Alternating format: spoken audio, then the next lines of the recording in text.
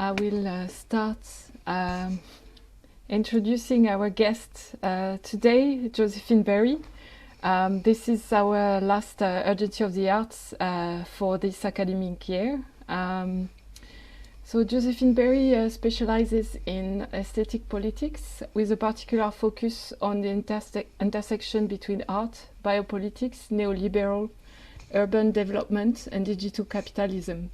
Her recent book, Art and Bare Life, published in Sternberg in 2018, analyzes modern and contemporary art's drive to blur with life and traces how this is connected to the democratic state's biological control of life.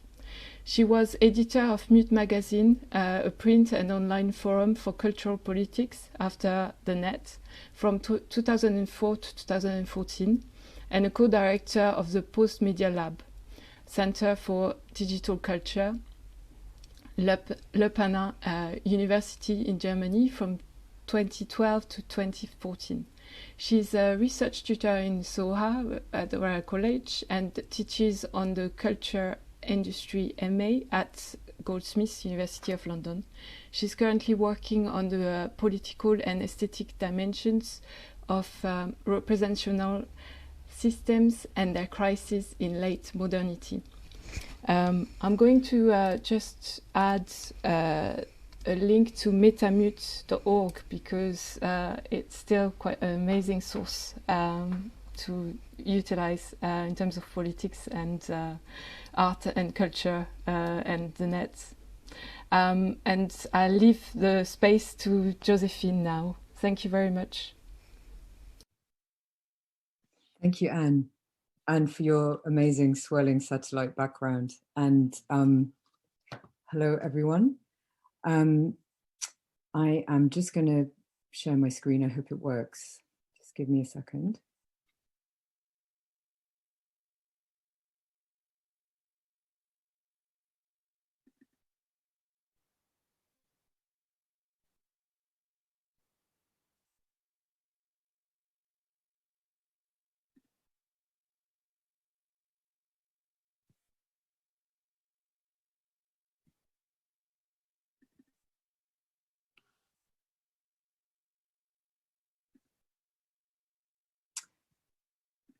Okay, I hope you can all hear me. It's very quiet. It's perfect.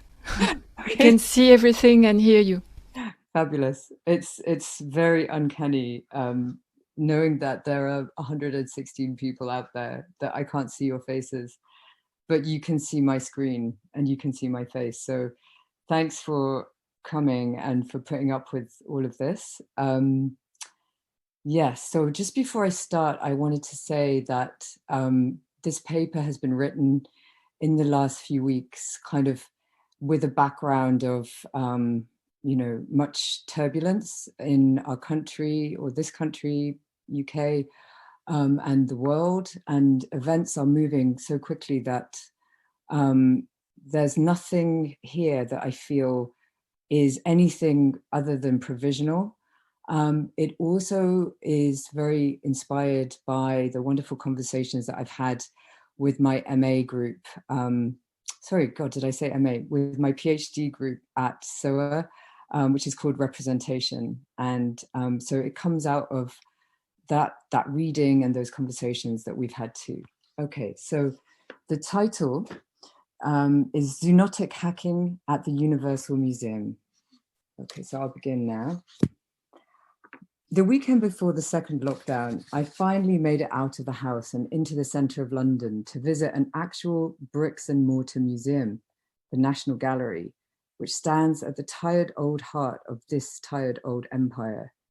We didn't have long inside because one of our party had booked late and so couldn't share the same time slot as us. In this new dystopia of public space, he had to sit outside in Trafalgar Square instead, contemplating Heather Phillipson's sculpture, The End, which I'm sure many of you have seen. A fly and drone infested giant melting ice cream that sits on the fourth plinth, gleefully spoiling the pomposity of Trafalgar Square.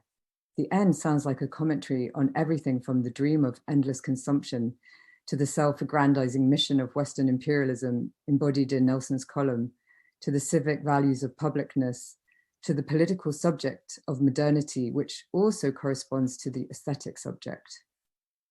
Back inside the gallery, I felt like I was witnessing another ending, something more than another petit mot of Western art.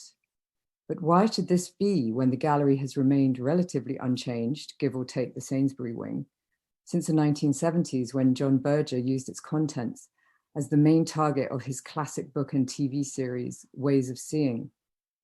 Or rather, is it ending in a way that's different to the obsolescence that Berger detected in European oil paintings' complicity with patriarchal and racist capitalist power? After considering Gainsborough's 1750 double portrait of Mr. and Mrs. Andrews, Berger concluded, if one studies European oil painting as a whole, it is not so much a framed window open onto the world as a safe let into the wall, a safe into which the visible has been deposited. The relation between property and art in European culture appears natural to that culture. And a good mental experiment, I think, to see that in this picture is imagine the double portrait without the landscape in the background, and then imagine the landscape without the sitters in the foreground, and you instantly understand what Berger is saying. This way of seeing that Berger so effectively laid bare required a frontal mode of vision from the viewer. We need to stop in a central position and face the painting to achieve full absorption into its world, regardless of whether it employs single point perspective and the visual pyramid of Renaissance invention or splinters into modernism's multiple spatialities. If European painting is a scopic regime in which the viewer is constructed as proprietor of the picture space, then this proprietorial mode also requires a model of subjecthood to which it refers. The viewer proprietor should be upright, static, disembodied, concentrated, and easily substituted by another equivalent I-mind assemblage. This subject is a universal one, just as the structure of the political subject of the liberal West, endowed with rights, reason, and self-determination, is also constructed as universal. The universal space of art which the National Gallery aims to embody by placing on display the chronologically ordered single story of civilizational development, its transcendent spirit, demands an equally universally conceived viewer. But what happens to all this when such a subject of disinterested aesthetic judgment is required to follow a series of arrows stuck to the floor because her body may or may not be the bearer of a zoonotically contracted virus sweeping the global population in a technologically accelerated state of hyperconnection with effects varying from deadly to asymptomatic? What happens when the body of the viewer is addressed explicitly by the art institution outside of its capacity for judgment or even reason?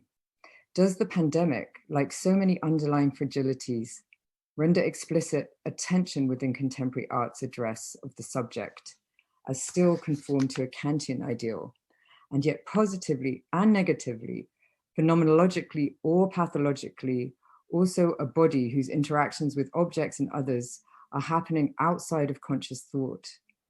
This dual address brings to the surface a tension running through the history of Western thought and aesthetics, namely that between the philosophical model of reasoning of the reasoning subject as freely self-determining and the scientific description of the subject as externally affected, shaped, and determined, an object, in other words.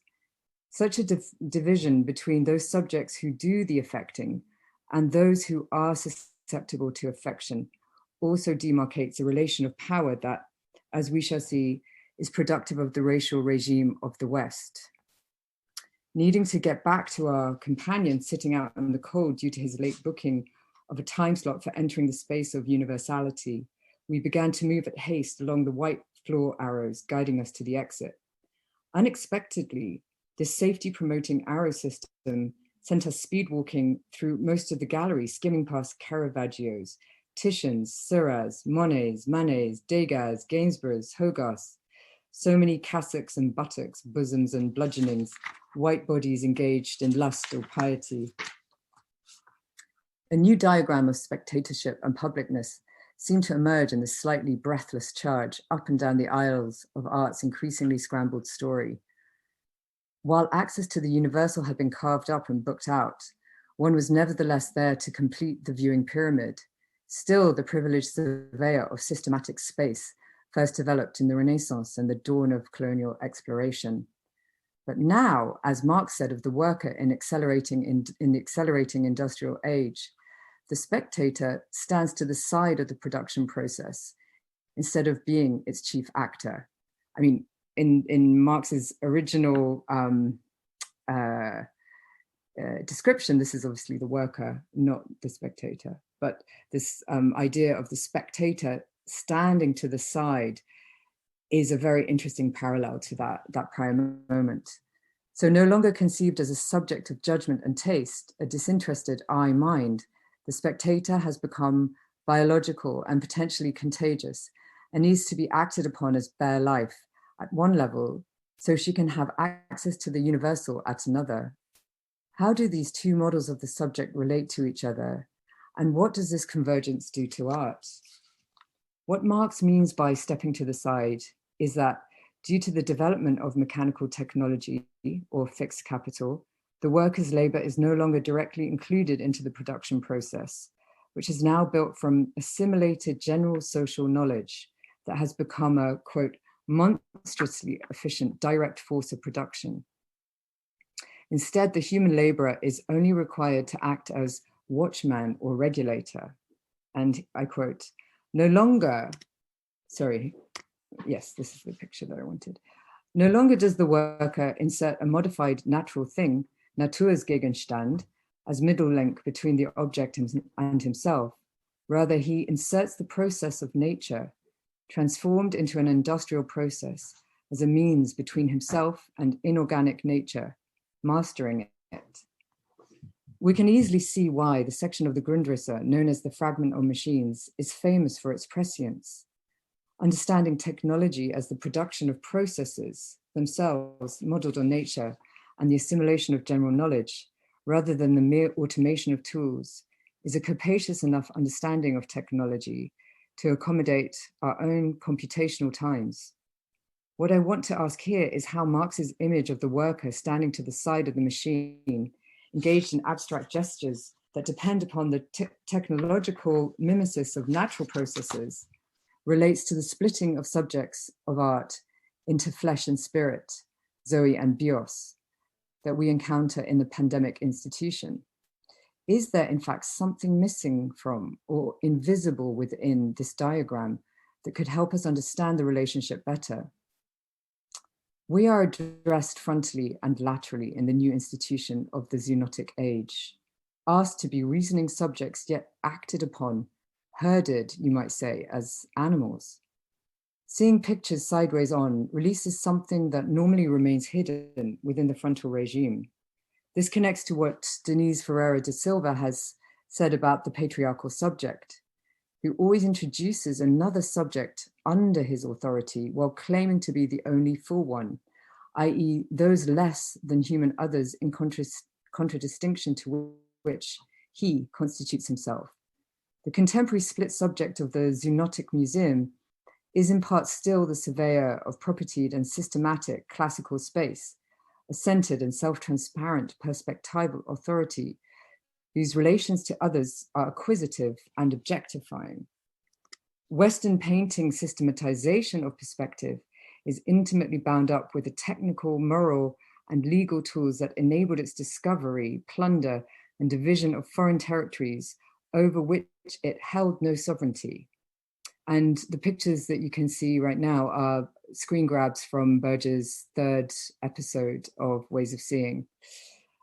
So actually, there are a few others in the slide presentation, and if there's no other caption, you'll know that's where they come from.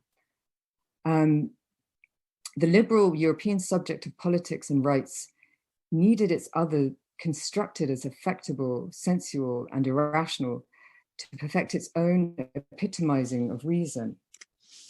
It also more directly needed the looted labor and resources of subaltern subjects and their territories to establish the global domination of race capitalism and its unequal allocation of resources and life chances that continues to this day.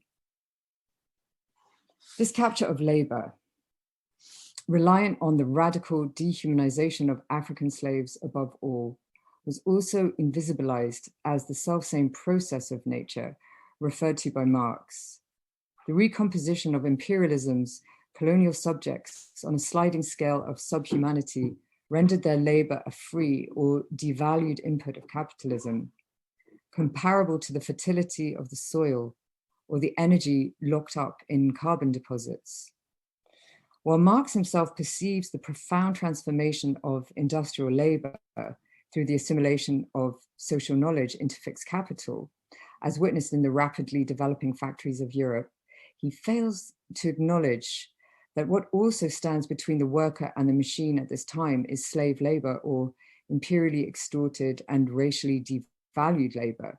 We can conceive of this in the material forms of the cotton derived from plantation slavery in the Americas and woven by the looms of Lancashire, or as the tea grown in colonized British India and drunk by their proletarian operators.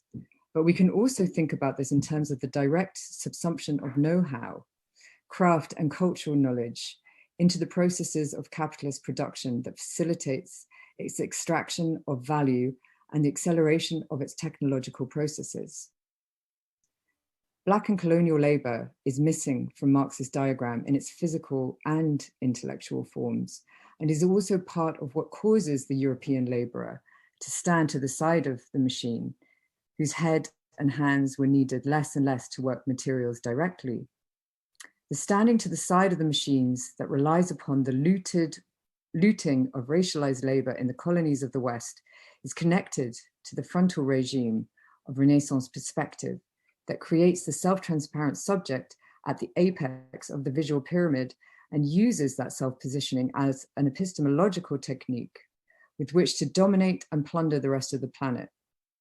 In her book, Potential History, Unlearning Imperialism, Ariella Aisha Azoulay, who actually spoke at the RCA just a couple of weeks ago, traces how the creation of the modern state depended upon the construction of neutral universal forms such as democratic sovereignty, citizenship, universal suffrage, and the archival spaces of knowledge. Yet in her words, far from neutral, these imperial devices facilitated the plunder and appropriation of material wealth, cultures, resources, and documents, and generated the establishment of state institutions to preserve looted objects and produce a bygone past, end quote. It is the very universality of these forms that justifies the disavowal and disappearance of the genocidal violence of colonialism that was the condition of their creation. In a poignant example, she discusses a slave from South Carolina called Dave the Potter, who produced exquisite clay pots that have subsequently become highly collectible and are included in a collection at the Museum of Fine Arts in Boston. Dave's work belongs to a type of handmade sculpted jar produced by slaves in the mid-19th century, working in Edgefield, South Carolina, a region famed for its pottery. The skills for which were procured from the Congo specifically. What is also known, however, is that after the abolition of slavery in 1865, some 170 slaves of Congolese origin were illegally smuggled up the Savannah River by steamboat into the Edgefield plantation, owned by a relative of the ship's owner. In other words, these craft skills were so sought after that at that time, the plantation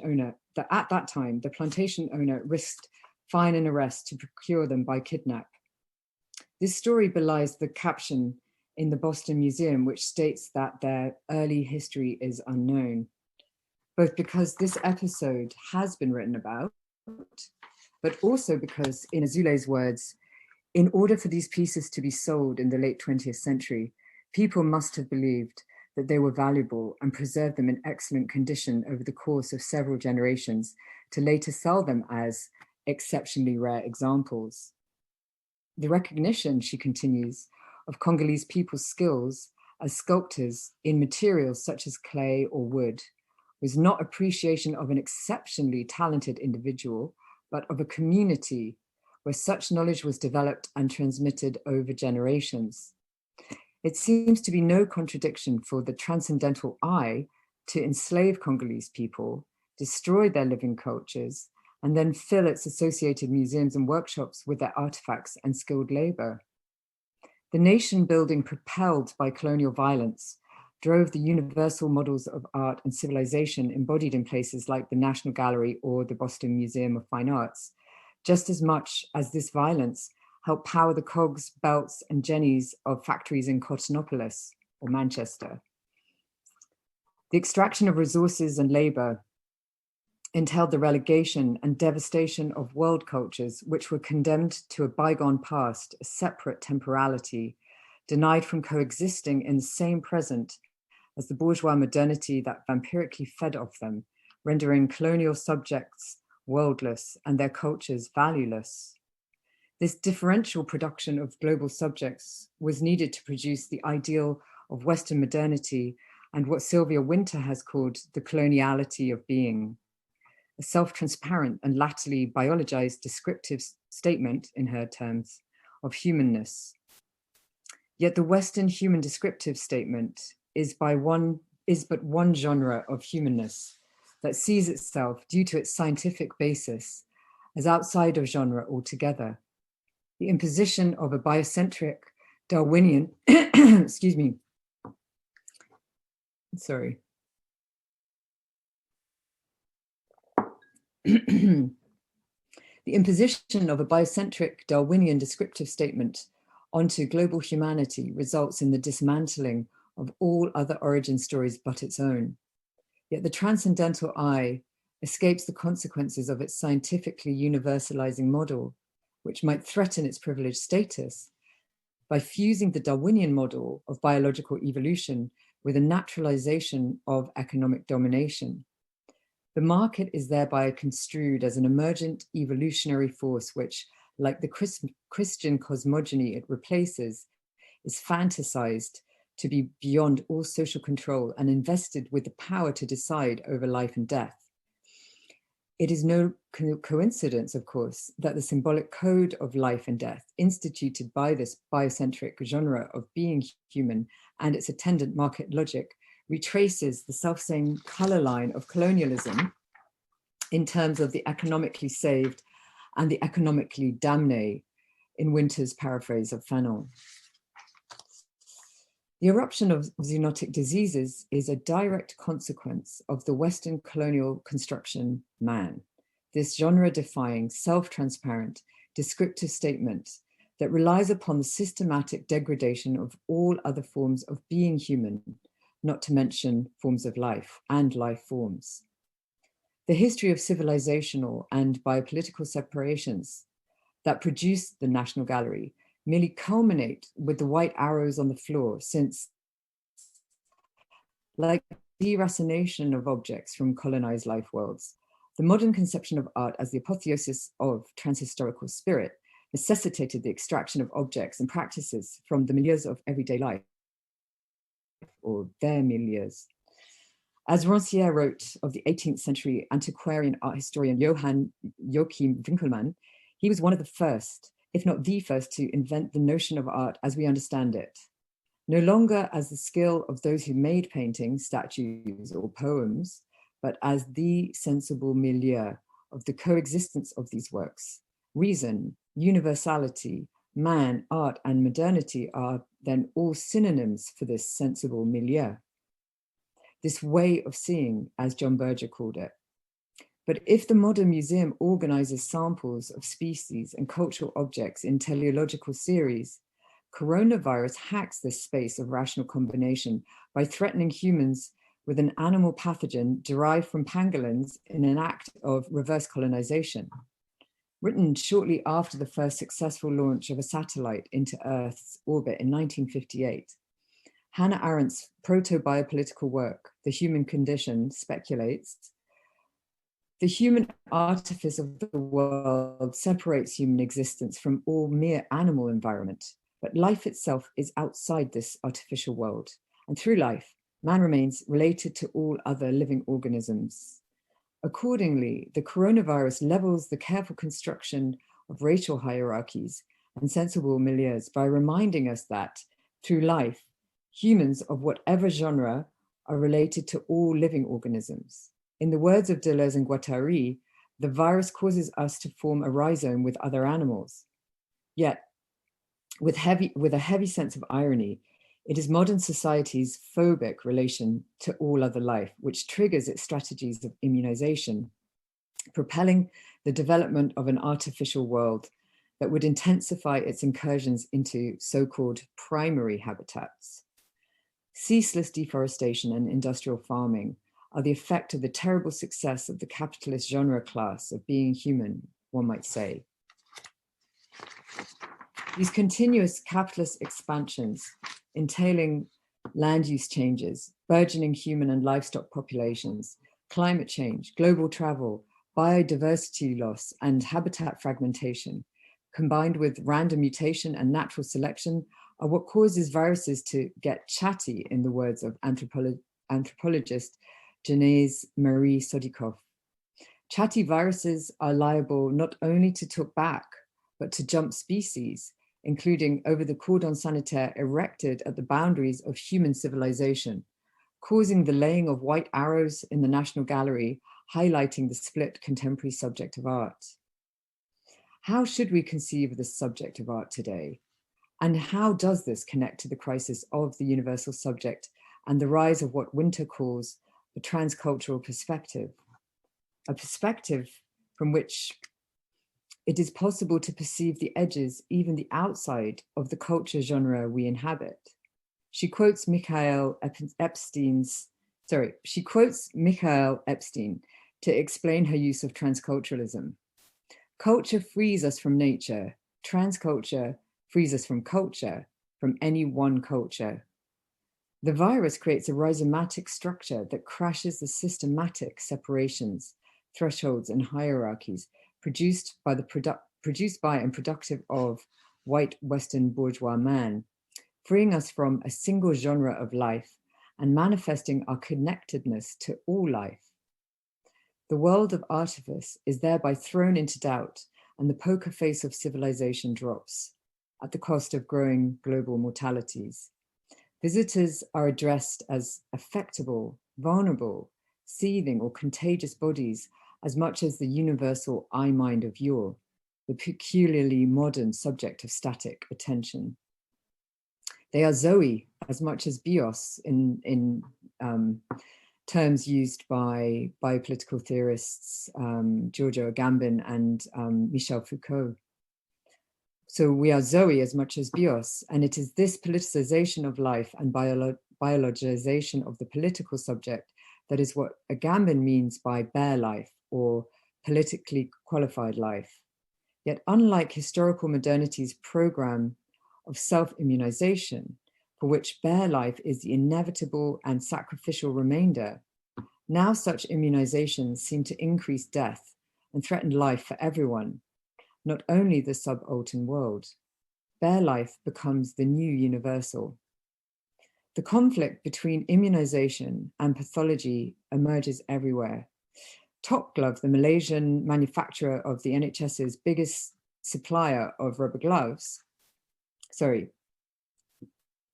Top Glove is the Malaysian manufacturer of NHS's rubber gloves, who has made a fortune from the pandemic, has been using forced migrant labor, forced overtime, debt bondage, and passport confiscation, while housing its workers in overcrowded, unsanitary, and highly contagious dormitory blocks. The manufacturers of a key component of protective equipment against the zoonotic virus employs the self-same racialized logic that sentences neocolonial subjects to economic damnation and fracks the environment of the global south, causing the virus-bearing bats to leave their caves. This in turn has caused a large-scale COVID-19 outbreak across Top Glove's facilities, forcing it to close half of its factories, sending its share prices tumbling and causing shortages of global glove supply. Racialized capitalist extraction strategies and zoonotic outbreaks have been revealed to be continuous with each other. But now the spiral has become a vortex, breaking apart multiple assemblages of separation.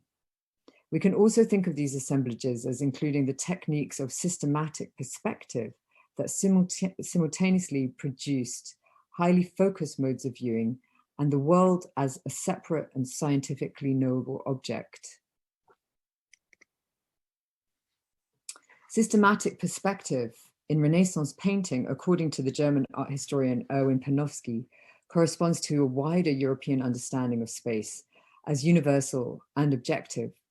In order to register the novelty of its development, he quotes Luca Garrico, the Renaissance astrologer to Catherine de' Medici. You had your own astrologer in those days, who said that mathematical space is a continuous quantity consisting of three physical dimensions existing by nature before all bodies and beyond all bodies, indifferently receiving everything.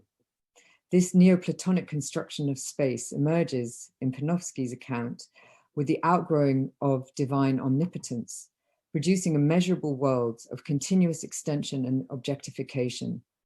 This rationalization of space corresponds perfectly to what Ferreira da Silva calls the Western invention of the transcendental I, the self-transparent subject of racialized modernity. Just as space is conceived as before and beyond all bodies, the transcendental I is likewise self-grounding, and thus not only unwilling, but unable to return its gaze upon itself. It presumes itself to be the universal and natural locus of reason, history, and science, outside all genre types of being human. Accordingly, for Panofsky, the price of spatial objectification in painterly representation is the replacement of psychophysiological space with mathematical space, subjectivity with objectivity. If the universality of systematic space comes before all bodies, then this must also include the embodied I of the observer, despite the construction of that I as omnipotent. Self-ignorance, one might say, is likewise the price to be paid by the universal subject of reason for rendering all other life as secondary to or lesser than itself.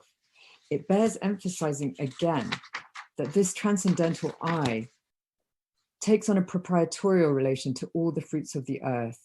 Its people and products become so many objects ripe for the taking or crushing. Berger analyzes the correspondence between the rise of colonial capitalism and the representation of new kinds of wealth in oil paintings. Thus, painting itself, he writes, had to be able to demonstrate the desirability of what money could buy, and the visual desirability of what can be bought lies in its tangibility, in how it will reward the touch, the hand of the owner. But while objects are rendered conspicuously textured, tangible, and graspable, the subjects of portraiture avoid reciprocating the viewer's gaze. They occupy the non-place of power. In his discussion of Holbein's The Ambassadors, also in the National Gallery's collection, Berger says of the two men, they look as though they are looking at something of which they are not a part, at something which surrounds them, but from which they wish to exclude themselves. This is the very definition of the colonial gaze, which the viewer necessarily and ideologically completes. Of course, there is another non-place of power that is registered fascinatingly in this painting, and that's the anamorphosis of the skull that kind of betokens the spiritual dimension that can't be comprehended within this, I suppose, perspectival system and highly sort of tangible rendering of a world of objects. In Sylvia Wynter's discussion of the production of Western ontoepistemology, she describes the humanist turn in 15th century theology that imagines mankind to stand between the physical and spiritual worlds, the natural and supernatural orders.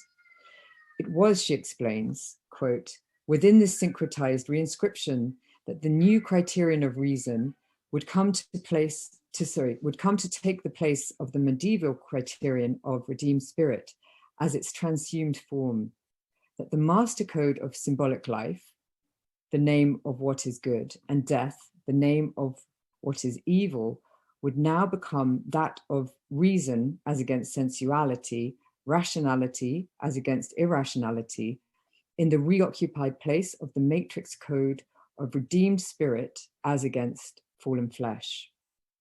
The non-reciprocity of the ambassador's gaze can thus be read in these terms as the transposition of God's invisible gaze into the new terms of human reason and its lordship over those affectable fleshy forms of existence ascribed to racialized subjects.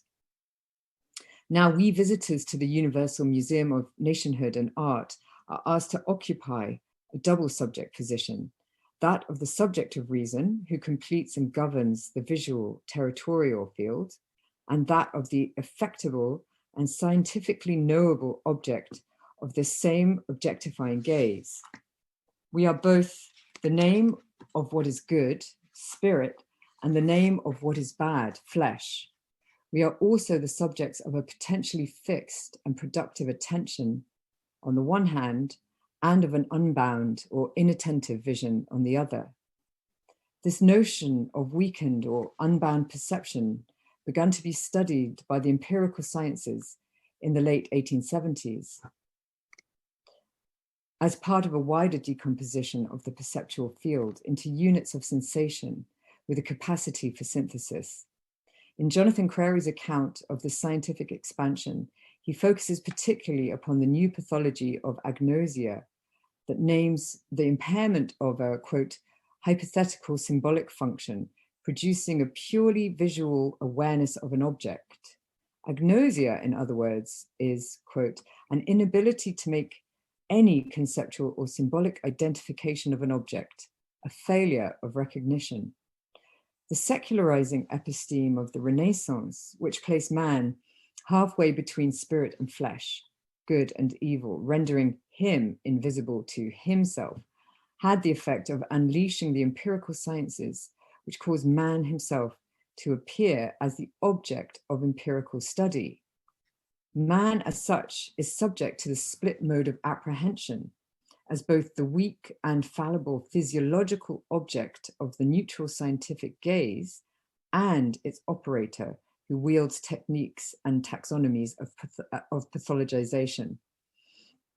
This is a contradictory way of seeing, accentuated by the pandemic, in which we are addressed as law-comprehending subjects of reason and calculation on the one hand, and potentially pathogenic matter on the other.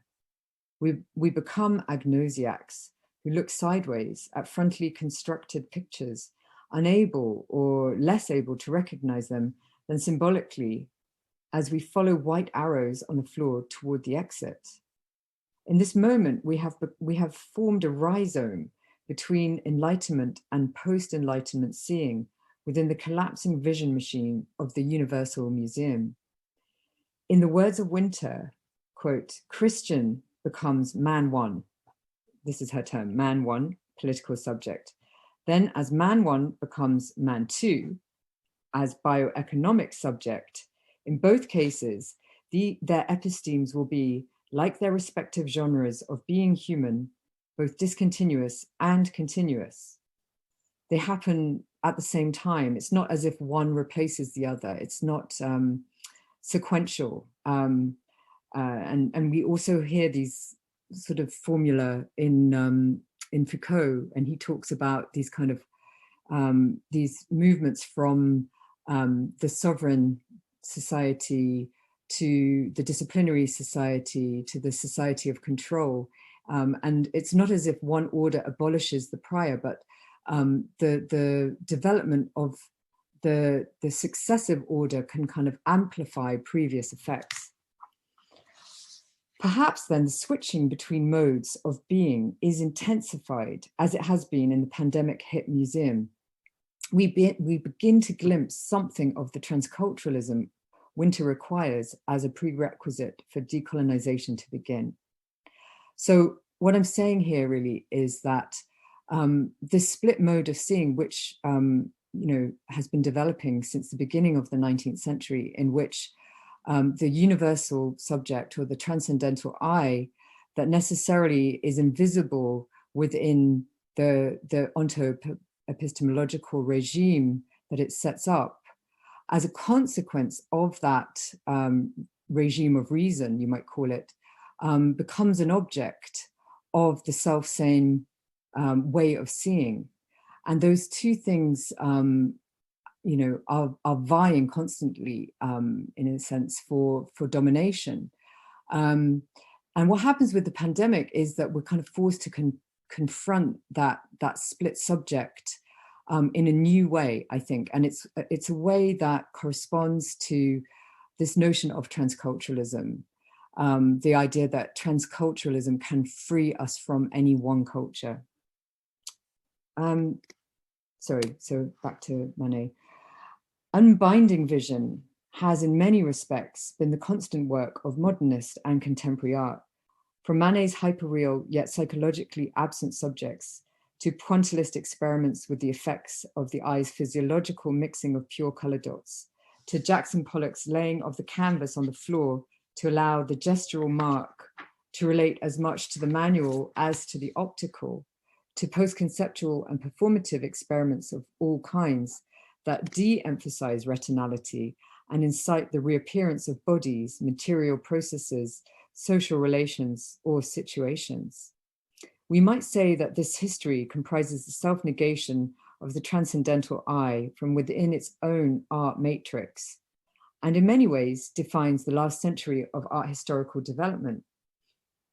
So what has the virus brought that wasn't already present within art itself?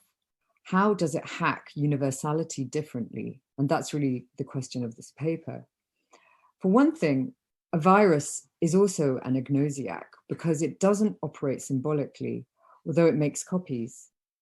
For another thing, unlike the diachronic journey from man 1 to man 2, it does not evolve by going from the least to the most differentiated state.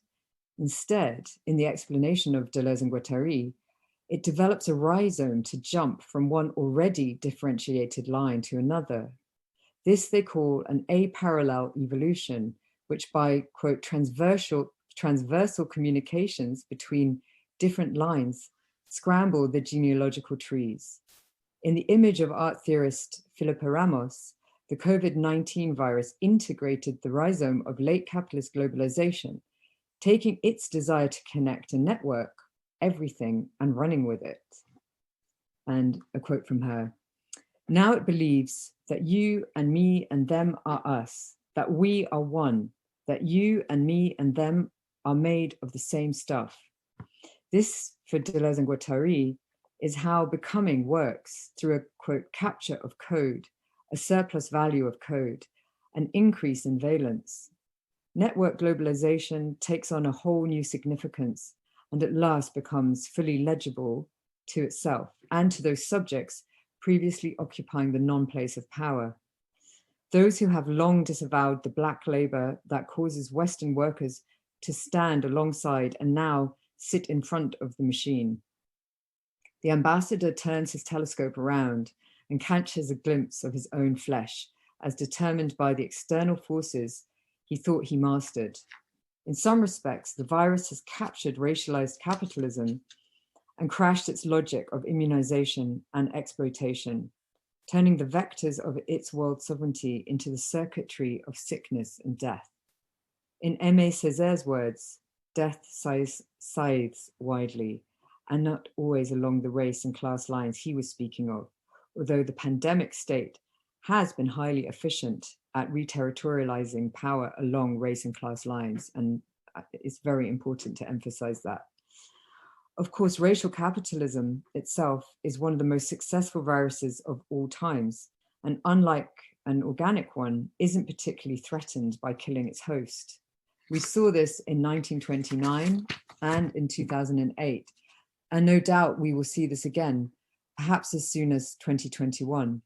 Yet as decolonial theory teaches us, its white Western bourgeois ontology continuously requires the myth of its own self-determination and transparency.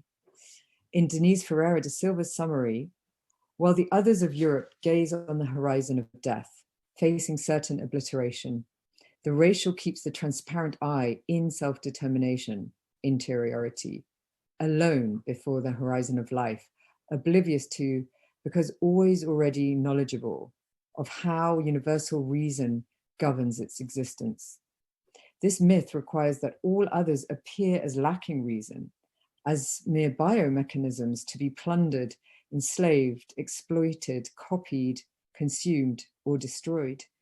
Capitalism obliviates its omnivorous consumption of all other ways of being human or animal, all other ways of living, all other cultures, all other genomes, all other flesh, and all other laws and rights. While the abolitionist, civil rights, decolonial, feminist, environmental, animal rights, and LGBTQI movements have long confronted the transcendental I with this image of its disavowed violence, the virus addresses it in a language it understands, the non-symbolic form of death.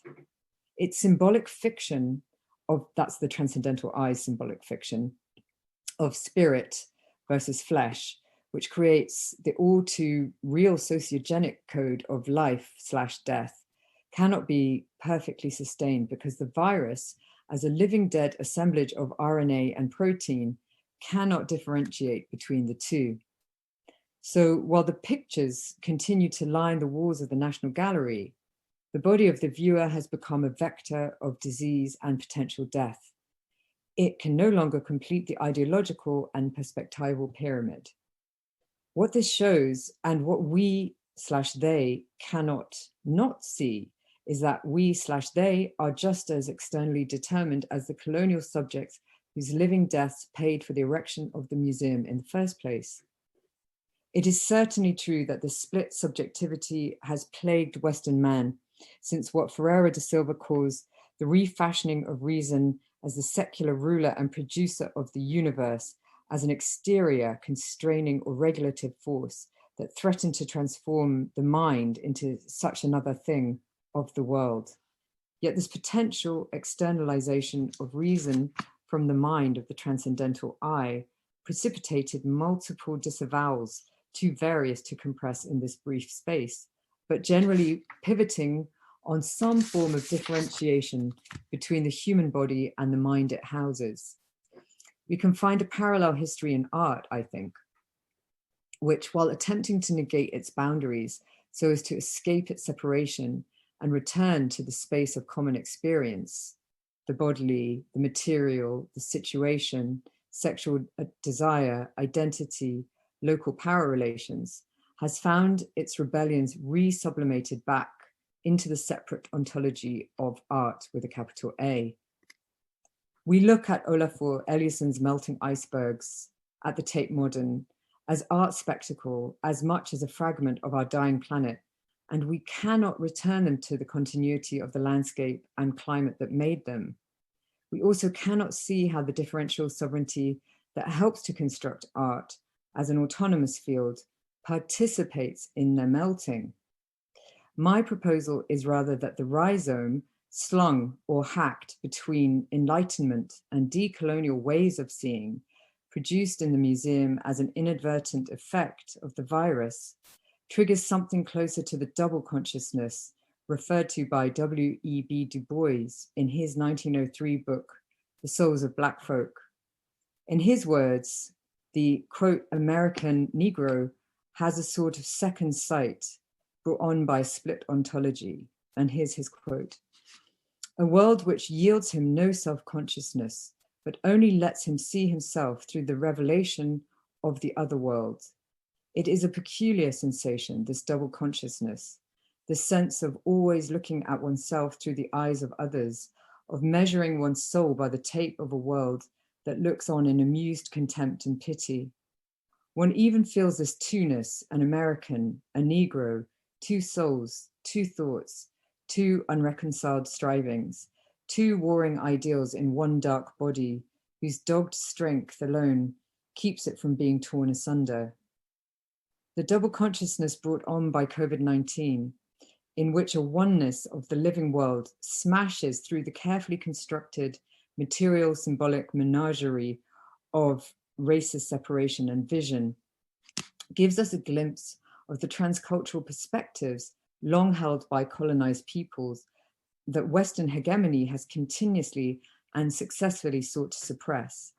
While this peculiar sensation, and that's Du Bois's term, may be the painful yet self-seeing consciousness born through racial subjection, and while capitalism is doing all it can to prevent this self-seeing from becoming general because it threatens its necessary neutrality, the virus has momentarily shifted our perspective by planting our eyes back into our bodies, by turning the circuits of value extraction into the highways of contagion, and by forcing us privileged bourgeois subjects to understand how it is to be treated as contagious flesh. Perhaps an aparallel evolution of vision has occurred. What we now see is how truly universal is life's relation to all other life, something that the constructed universals of the nation state, citizenship, and its spaces of art and knowledge actively threaten. To have universal validity, the rights of the political subject and the work of art can never be asserted at the expense of another's rights or another's cultural world, but, like the virus itself, must constitute and be constituted together with the life rights of all. And that's it, folks. So I'm going to try and stop this sharing. Here we are. Okay. Thank you very much. We've had just a few questions to see if it would be possible to share your transcripts in terms of names and references. So thank you. Absolutely, that's fine. I can. Would you like me to upload it now, or we can send it out? We can send it out with the recording, no problem. Thank you. That would be great. I would be really happy to share. And there was a question in terms of if there is only one creative principle. If you could talk a little bit more, I'm not sure if about Zoe and Bios, not sure if I'm pronouncing it right, and explain their etymological roots and your understanding of their meaning. Okay, so maybe I'll take the Zoe and Bios question first, and then we can move to the creative principle and try to connect them. Yeah, so Zoe and Bios is, these are terms from classical Greece, so they're ancient Greek terms, and Zoe refers to the life that is common to all living beings. And Bios refers to the way of living that's shared by a particular group or people or individual. You could almost call it a lifestyle, but a way of life relates as much to ethics as it does, I suppose, to a style of existence. And this term is picked up first, or sort of, let's say, reformulated, reanimated by Foucault in his Will to Power, the first volume of the History of Sexuality. And he talks about how it is with modernity that this kind of, this division that had been operative from Aristotle until, let's say, the French Revolution, for want of a better term, is transformed into a kind of relation whereby the life itself that is common to the political animal, the human being, is what is at stake in modern politics.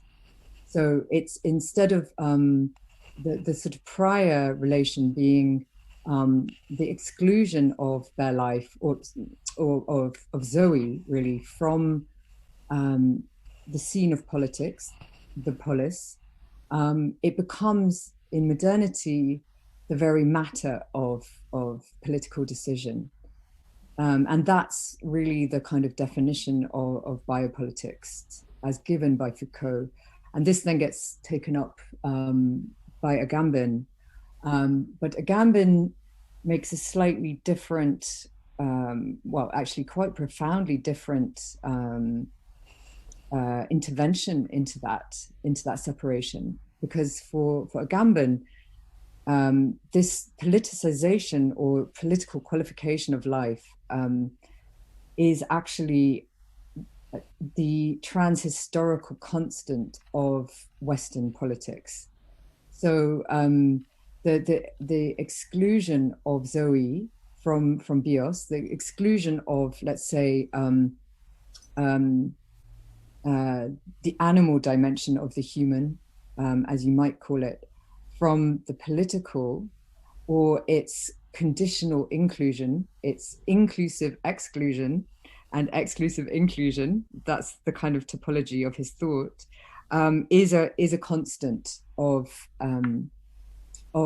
modern, of Western politics. And so then the second question had to do with the creative principle. And I think, is there anything more in that question? If there is only one creative principle. I mean, no, just sort of, flatly no. I think that's precisely what my paper is arguing against. It's the fact that there is a kind of collaboration or a collusion or an immanence between a Western way of seeing, a way of seeing that makes the subject of that vision invisible, and the let's say the delegitimization of all other creative principles other than those of Western art and Western art history.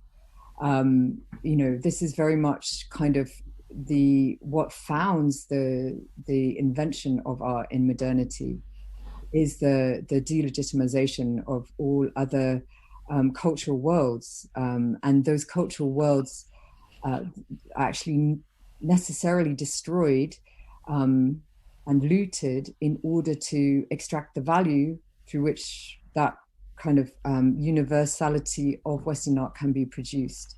So it's more than just that they both exist, it's that actually the destruction and invisibilization of myriad creative principles is a prerequisite for this kind of this sensible milieu of art that we develop in the West.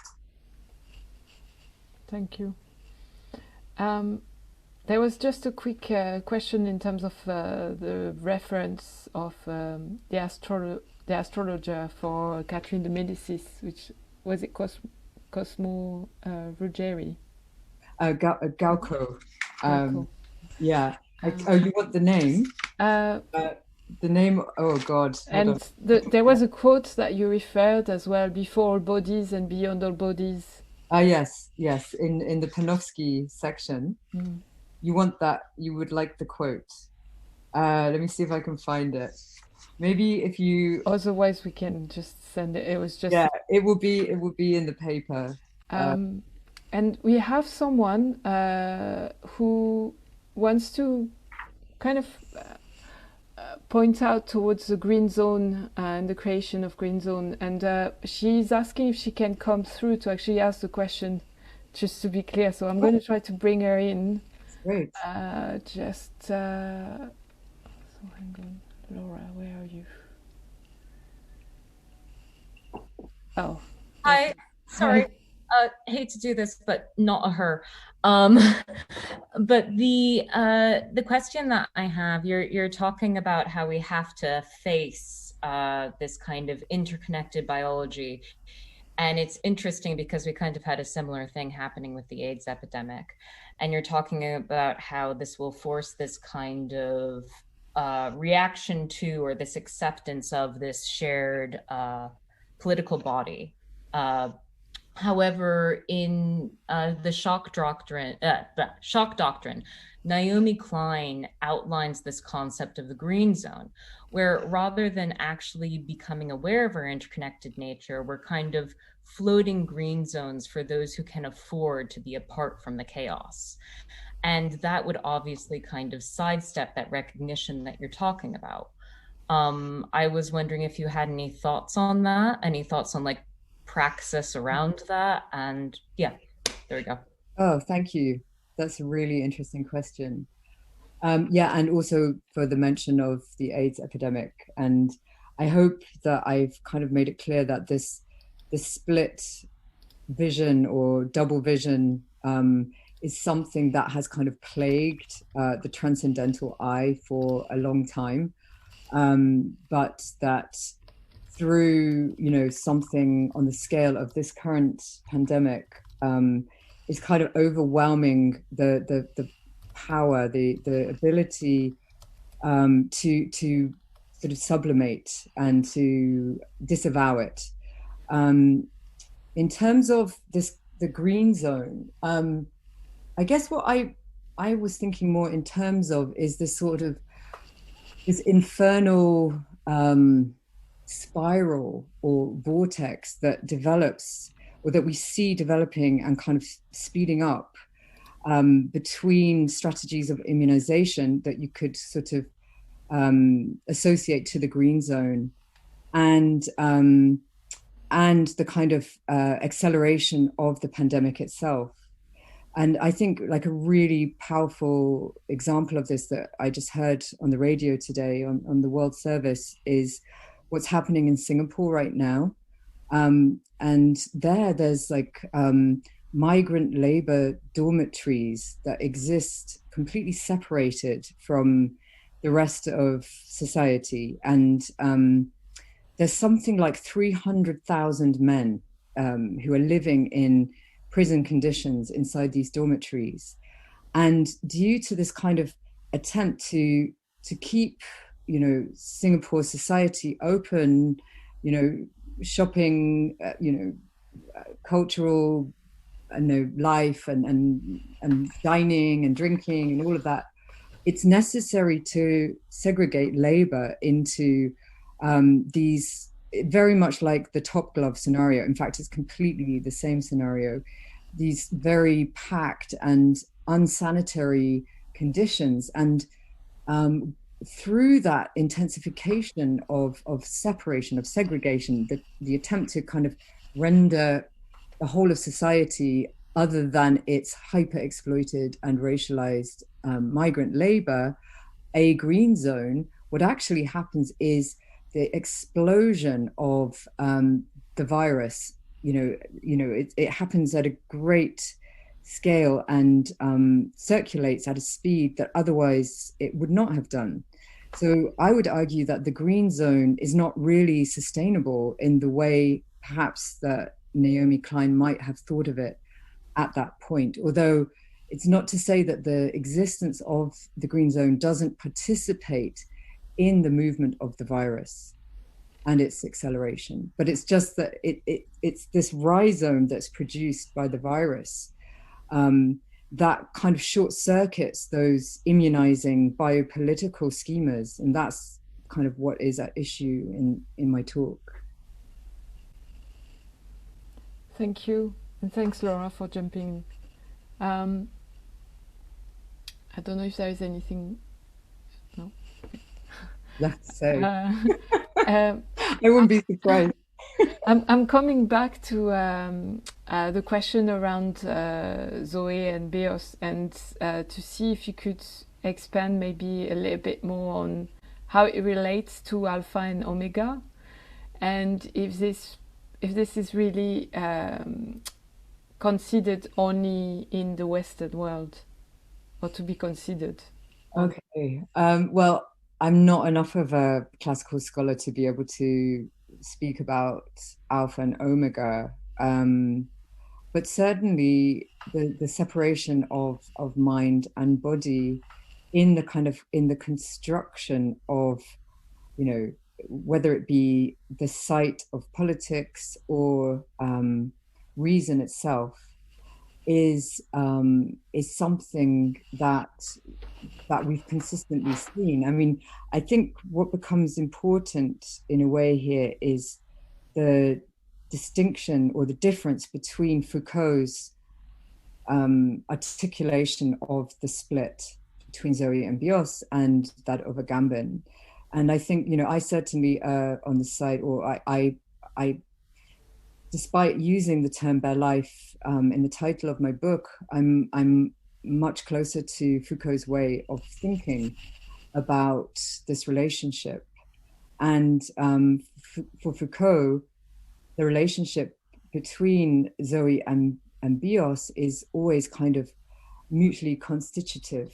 So there is no life outside of the political conditions of life, if you want. Whereas for Agamben, there is something like bare life, this outside of politics that exists across all kind of Western historical scenes. For Foucault, as he says, he takes this from his teacher Canguilhem, life is a polemical concept, and its definition is that it errs, that it is constantly, if you want to put it in sort of more Darwinian terms, it is constantly mutating, but it is constantly erring. And in that sense, of course, outside of the West, to think about the relation between Zoe and Bios, in one way we can perhaps try to do that or make sense in those terms. But I would say that that this kind of this kind of notion of a polemical concept of life is closer to other scenes of or other genres of being human. So they're not mappable. I don't think the Zoe Bios split is directly mappable, but I'm not a kind of anthropologist, so I'm not really qualified to speak on that. But I think that what we can certainly say is that there are, of course, multiple modes of being human and genres of being human, and therefore multiple modes of that relationship between something like a body and something like a spirit. Thank you. We have someone asking if you could open up a bit more about the relationship between colonial capitalism and transculturalism. Mm-hmm. Is transculturalism another means to generalize multiplicity without providing concrete methods? Apart from critiquing colonial capitalism, how to change the conditions through action within the field of art? I suppose the first answer is it could be. So, it's great to have that question. I think that it is a danger. Second response is that I don't think you can stay within the field of art to adopt a transcultural perspective. And, that's the kind of explosive, potent brilliance of Winter and Epstein's formulation, is that we are freed in a sense from culture through transculture, and art, if anything, has been a history of separation, a sort of history of autonomization, a history of the production of some kind of, in Schlegel's terms, great poem that integrates all poetry, some attempt to create a universal story that transculturalism adamantly refuses. And so I think you have to be very clear that it can't be operated from within art, but the art that takes a stand vis-a-vis equal aesthetic rights, as it's called by Boris Groys, this notion that anyone can make art, anything can be art, art can happen anywhere. Anything is a legitimate subject for art, etc. This kind of program is completely intimately tied up with a program of modern democracy. And so stepping outside of that, or acknowledging that not only, as Boris Groys says, de facto that is not the case.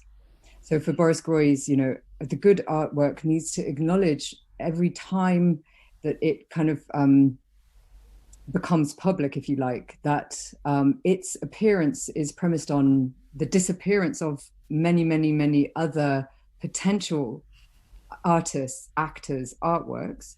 But I would say that we need to be more radical than that again, and say that the very existence of art is premised on the disappearance of all other cultures, ultimately. That, you know, we see this in the globalization of contemporary art and the kind of biennial system. It looks to integrate, it looks to include into its universalizing framework, its aegis, all other formerly excluded forms of creative practice, rather than relativizing itself within a horizontalized field.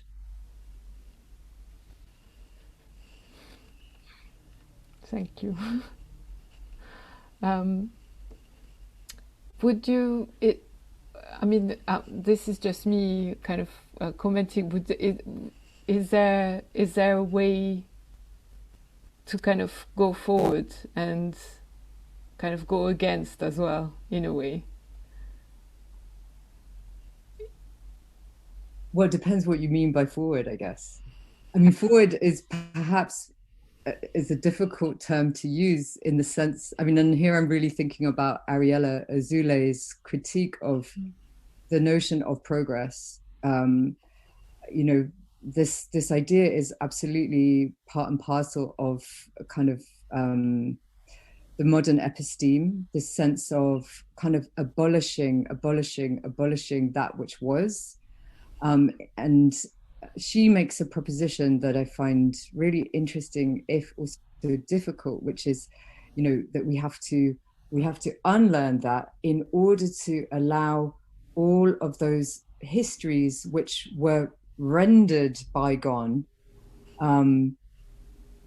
part of, or apparent, or within, or alongside a kind of a notion of the present.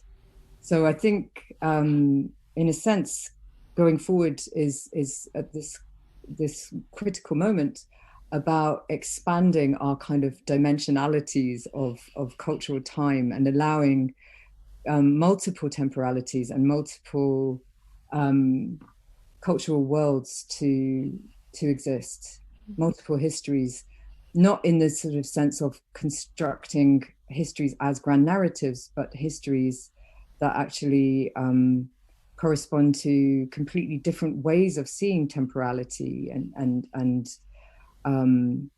relations to ancestors and so forth. We need to allow these to coexist. So maybe that is an answer. I'm not sure. Yeah, there is. I often think of like rewriting, but rewriting is still using the same format of that kind of the grandiose side of things. So I quite like the thinking of evolving through different temporalities and parallelism. I also think, just to kind of continue that, I think that's where this image of the rhizome is, whilst it may seem overused and hackneyed and kind of, I don't know, inflected with all of the false utopias of the 90s. I think if you go back and you read A Thousand Plateaus and you look at their description of what they call a parallel evolution, that becomes really potent in this moment. So it's a way of thinking about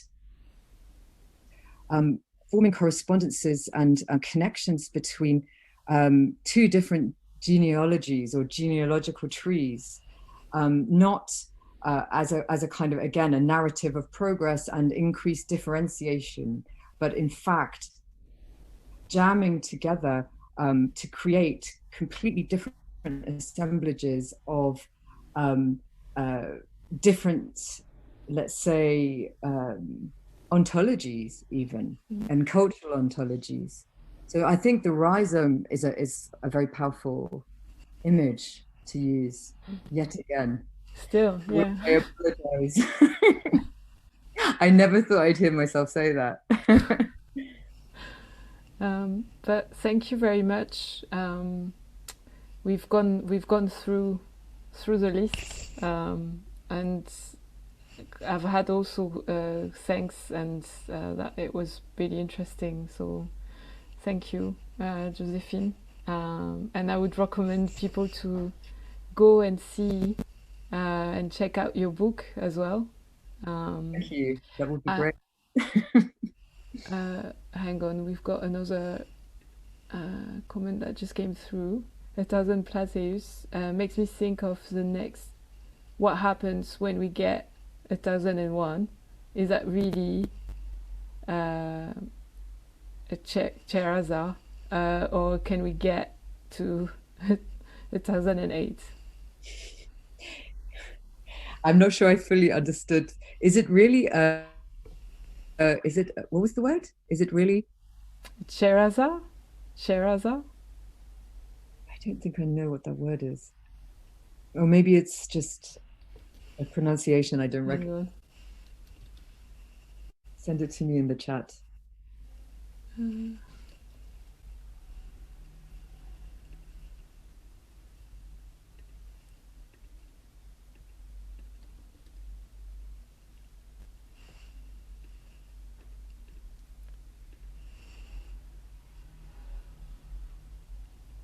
Oh, Scheherazade. Oh, sorry. Is that Scheherazade, or can we get 1008? Wow. I like that. The image of Scheherazade. Yes. I'm not sure about 1008, but I think the notion of Scheherazade as a sort of image of human history, as a continuous nesting of myths and fables and ideological structures within each other is absolutely incredible. But maybe we just need to kind of like, we need to multiply the Scheherazades. We don't need just one, I think. Yeah. It's really my slightly lame answer. But we got as well from the same person saying Klein and mate seems like a good thing. But yeah. Okay. One just came through. What are the implications of this for contemporary art practice? That is a very big question. I mean, I think the thing is, what I'm pointing out is that there has been a kind of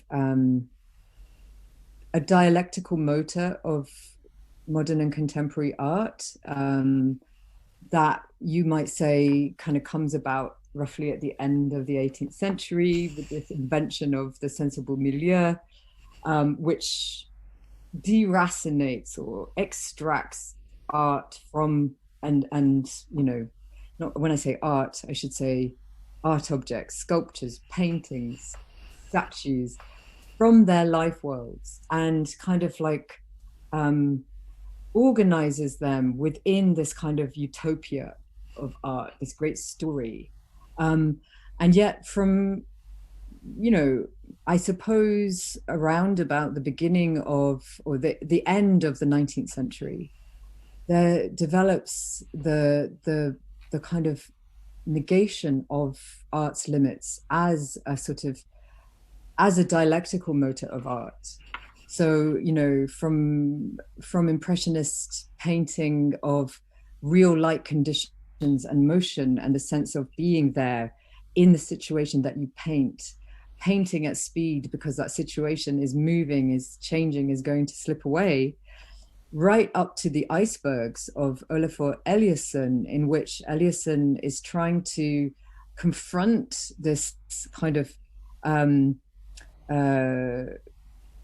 let's say slightly oblivious art viewer, or viewer constructed as oblivious. And that's a very problematic issue in itself, with the kind of conditions of the planet that are underpinning their or one's Western bourgeois lifestyle, which is becoming increasingly, you might say, and Winter does say this, a global lifestyle, but confronting us with those melting icebergs, nevertheless, never returns us to that landscape, that place, that site of nature.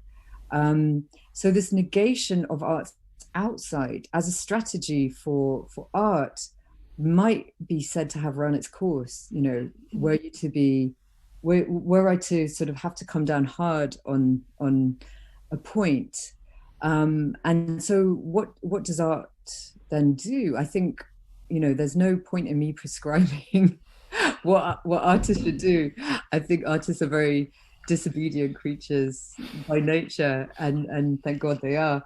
But I think it's about actually confronting that exhaustion of that strategy of negation of limits, on the one hand, but also was seeing these other modes of becoming that are being driven through our state of planetarity, globalization, this notion of visual culture that in many universities even has come to replace the notion of art history. It's a kind of, it's a crisis of ways of seeing, of multiple ways of seeing that should not be subsumed back into contemporary art per se, that should be allowed to properly problematize and throw it into crisis. So I suppose, kind of riding the crisis is perhaps the most positive kind of counsel that I can give. Thank you very much. On that note, riding the crisis, we'll end. Ride. But maybe there's some pleasure to take from it as well, without guilt. I think that's also worth saying. Not to become moralistic, and in a sense that we also abandon our essential need to live and to demand more life, and to demand a better life. I mean, those things are essential to all societies, all cultures. So why shouldn't we? But we kind of don't. We've developed a real hatred of ourselves, and I think that is also, through post-humanist discourse, we've sort of neutered ourselves in some sense as living beings. We've disallowed it, and that's a real problem. But that's because our being alive is a problem for all other forms of life, and that's what we need to address. I think. Being alive in a certain way, no? Yeah, exactly. Maybe we need to find better ways to be alive. Thank you for closing the series. Thanks for inviting me. It was a real pleasure, and we'll share the recording and the references very soon. Thank you all for joining us.